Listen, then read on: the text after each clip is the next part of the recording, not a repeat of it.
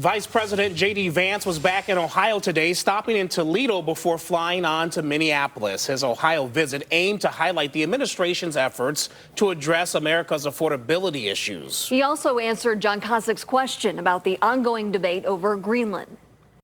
Vice President JD Vance misses many things about Ohio's north coast, the cold, snowy weather of January not being one of them, as he was reminded of on his flight in. For a brief second, I forgot where I was coming. I opened the window and I thought the president had sent me to Greenland. He came to Toledo to highlight the benefits blue-collar workers like these will see as a result of last fall's Republican budget bill, which extended the 2017 tax cuts, but also included new tax breaks like no tax on tips and on overtime. The IRS says that this is going to be the biggest tax refund year in the history of the United States of America. Something Republicans like Senator John Husted on hand this day hope will resonate with voters when they get those refund checks in the spring of this midterm election year, in which affordability ranks among the top concerns. Many of those tax breaks are short-lived, though. They expire in a couple of years. Why not make them permanent as far as tax on overtimes and such?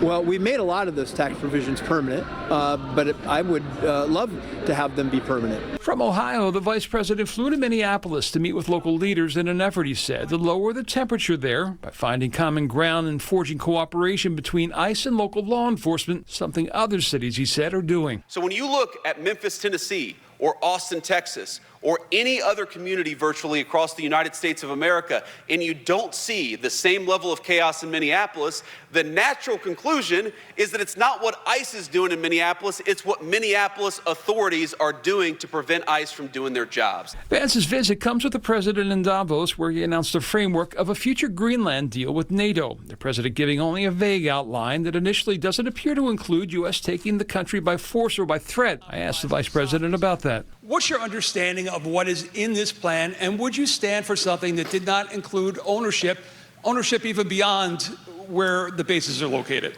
So, John, first of all, it's good to see you again. The vice president, who has been tasked with leading the future negotiations, did not speak to the specifics at this stage, but spoke of the vital role this icy mass and the airspace over it plays in America's strategic defense. Our entire missile defense system depends on that Arctic security. The negotiations with NATO are going fine. I believe, having seen this for the past year, that when the president sets his mind to accomplish something in negotiation, he accomplishes it. And fundamentally, NATO and the Danes and everybody else have to recognize the simple fact that this matters.